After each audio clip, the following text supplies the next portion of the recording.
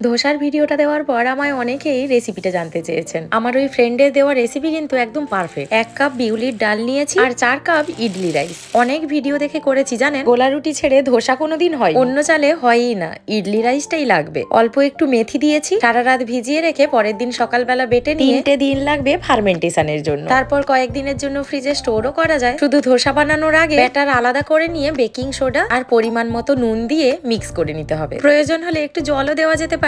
কনসিস্টেন্সিটা থাকবে ঠিক এরকম। এবার একটা লোহার প্যানে অল্প একটু তেল দিয়ে ভালো করে গরম করার পর জল ছিটিয়ে অর্ধেক আলু ঘষে নিতে হবে। বলে নাকি আলু ঘষে নিলে প্যানটা ননস্টিক থাকবে। এবার আর কি ব্যাটার দিয়ে ধোসা বানাতে হবে। ওপর থেকে তেল ছড়িয়ে নিয়ে ওয়েট করতে হবে কিছুক্ষণ। পেঁয়াজ, ধনেপাতা, আলু এসব দিয়েও বানানো যেতে পারে। প্রত্যেকটা ধোসা বানানোর আগে ঠিক এই স্টেপটা ফলো করতে হবে। খেয়াল রাখতে হবে লোহার প্যান বা তাওয়া যেন ভালো গরম থাকে। Thanks to Hema Shan for this perfect recipe. আর হ্যাঁ, আপনি বানিয়ে অবশ্যই আমায় জানাবেন।